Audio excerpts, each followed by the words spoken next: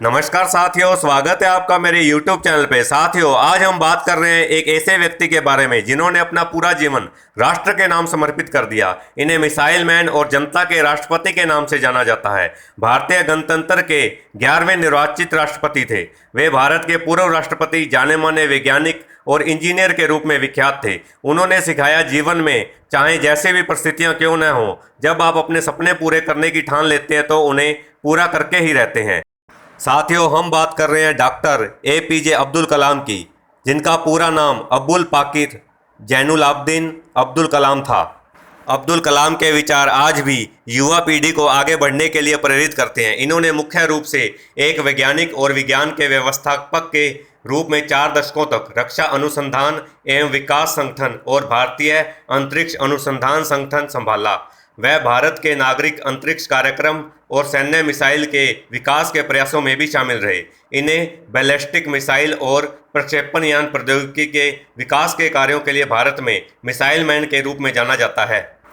अब्दुल कलाम का जन्म 15 अक्टूबर 1931 को धनुषकोडी गांव रामेश्वर, तमिलनाडु में एक मध्य वर्गीय मुस्लिम परिवार में हुआ। इनके पिता जैनुलाब्दीन न तो ज़्यादा पढ़े लिखे थे और न ही पैसे वाले थे। इनके पिता मछुआरों को नाव किराए पर दिया करते थे। अब्दुल कलाम संयुक्त परिवार में रहते थे। इनकी माता का नाम आशियम्मा था, जो कि एक गृहिणी थी। अब्दुल कलाम के जीवन पर इनके पिता का बहुत प्रभाव रहा। वे भले ही पढ़े लिखे नहीं थे, लेकिन उनकी लगन और उनके दिए संस्कार अब्दुल कलाम के बहुत काम आए। 5 वर्ष की अवस्था में रामेश्वर की पंचायत के प्राथमिक विद्यालय में अब्दुल कलाम ने शिक्षा ग्रहण की। उनके शिक्षक इयादुराई सोलेमन ने उनसे कहा था कि जीवन में सफलता तथा अनुकूल परिणाम प्राप्त करने के लिए तीव्र इच्छा, आस्था, अपेक्षा, इन 3 शक्तियों को भली भांति समझ लेना और उन पर प्रभुत्व स्थापित करना चाहिए। 5वीं कक्षा में पढ़ते समय उनके अध्यापक उन्हें पक्षी के उड़ने के तरीके की जानकारी दे रहे थे, लेकिन जब छात्रों को समझ नहीं आया तो अध्यापक उनको समुद्र तट ले गए, जहां उड़ते हुए पक्षियों को दिखाकर अच्छे से समझाया। इन्हीं पक्षियों को देखकर कलाम ने तय कर लिया कि उनको भविष्य में विमान विज्ञान में ही जाना है। अब्दुल कलाम ने अपनी आरंभिक शिक्षा जारी रखने के लिए अखबार वितरित करने का भी कार्य किया था। कलाम ने 1950 में मद्रास इंस्टीट्यूट ऑफ टेक्नोलॉजी से अंतरिक्ष विज्ञान में स्नातक की उपाधि प्राप्त की है। स्नातक होने के बाद उन्होंने हावरक्राफ्ट परियोजना पर काम करने के लिए भारतीय रक्षा अनुसंधान एवं विकास संस्थान में प्रवेश किया। 1962 में वे भारतीय अंतरिक्ष अनुसंधान संगठन में आए, जहां उन्होंने सफलतापूर्वक कई उपग्रह प्रक्षेपण परियोजनाओं में अपनी भूमिका निभाई। परियोजना निदेशक के रूप में भारत के पहले स्वदेशी उपग्रह प्रक्षेपण यान SLV-3 के निर्माण में महत्वपूर्ण भूमिका निभाई, जिससे जुलाई 1982 में रोहिणी उपग्रह सफलतापूर्वक अंतरिक्ष में प्रक्षेपित किया गया था। 1972 में वे भारतीय अंतरिक्ष अनुसंधान संगठन से जुड़े। अब्दुल कलाम को परियोजना महानिदेशक के रूप में भारत का पहला स्वदेशी उपग्रह SLV तृतीय प्रक्षेपास्त्र बनाने का श्रेय हासिल हुआ। 1980 में इन्होंने रोहिणी उपग्रह को पृथ्वी की कक्षा के निकट स्थापित किया था। इस प्रकार भारत की अंतर्राष्ट्रीय अंतरिक्ष क्लब का सदस्य बन गया।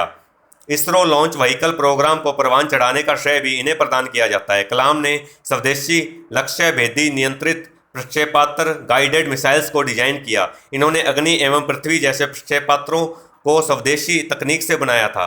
कलाम जुलाई 1992 से दिसंबर 1999 तक रक्षा मंत्री के विज्ञान सलाहकार तथा सुरक्षा शोध और विकास विभाग के सचिव थे। उन्होंने रणनीतिक प्रक्षेपास्त्र प्रणाली का उपयोग आग्नेयास्त्रों के रूप में किया।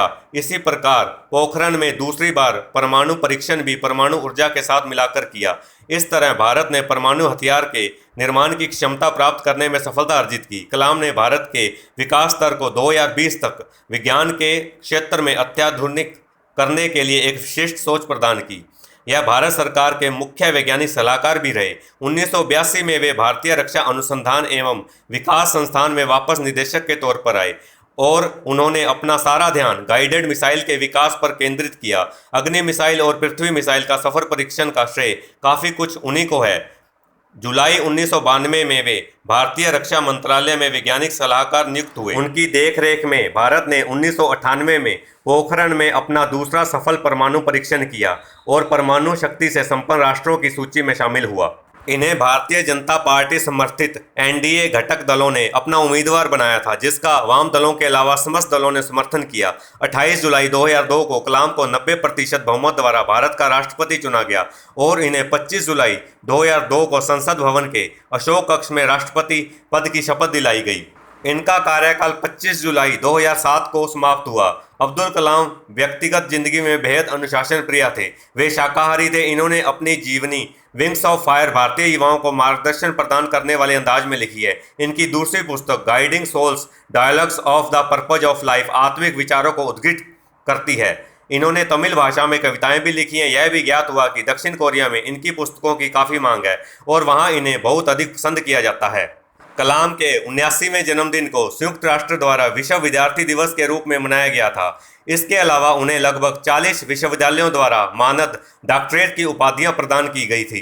भारत सरकार द्वारा उन्हें 1981 और 1990 में पद्म विभूषण का सम्मान प्रदान किया, जो उनके द्वारा इसरो और डीआरडीओ में कार्यों के दौरान वैज्ञानिक उपलब्धियों के लिए तथा भारत सरकार के वैज्ञानिक सलाहकार के रूप में कार्य करने हेतु प्रदान किया गया था। 1997 में कलाम साहब को भारत सरकार का सर्वोच्च नागरिक सम्मान भारत रत्न प्रदान किया गया, जो उनके वैज्ञानिक अनुसंधानों और भारत में तकनीकी के विकास में अभूतपूर्व योगदान हेतु दिया गया था। वर्ष 2005 में स्विट्जरलैंड की सरकार ने कलाम के स्विट्जरलैंड आगमन के उपलक्ष्य में 26 मई को विज्ञान दिवस घोषित किया। नेशनल स्पेस सोसाइटी ने वर्ष 2013 में उन्हें अंतरिक्ष विज्ञान संबंधित परियोजनाओं के कुशल संचालन और प्रबंधन के लिए वान ब्राउन अवार्ड से पुरस्कृत किया। राजनीतिक स्तर पर कलाम की चाहत थी कि अंतर्राष्ट्रीय स्तर पर भारत की भूमिका का विस्तार हो और भारत ज़्यादा से ज़्यादा महत्वपूर्ण भूमिका निभाए। भारत को महाशक्ति बनने की दिशा में कदम बढ़ाते देखना उनकी दिली चाहत थी। उन्होंने कई प्रेरणास्पद पुस्तकों की भी रचना की थी और वे तकनीक को भारत के जनसाधारण तक पहुंचाने की हमेशा वकालत करते रहते थे। बच्चों और युवाओं के बीच डॉक्टर कलाम जी अत्यधिक लोकप्रिय थे। 27 जुलाई 2015 की शाम अब्दुल कलाम भारतीय प्रबंधन संस्थान शिलोंग में एक व्याख्यान दे रहे थे। तब उन्हें जोरदार दिल का दौरा हुआ और ये बेहोश होकर गिर पड़े। लगभग 6:30 बजे गंभीर हालत में उन्हें बेथानी अस्पताल में आईसीयू में ले जाया गया और 2 घंटे के बाद इनकी मृत्यु की पुष्टि कर दी गई। अब्दुल कलाम ने देश की रक्षा प्रौद्योगिकी में आत्मनिर्भरता को बढ़ाने के लिए अभूतपूर्व योगदान दिया था।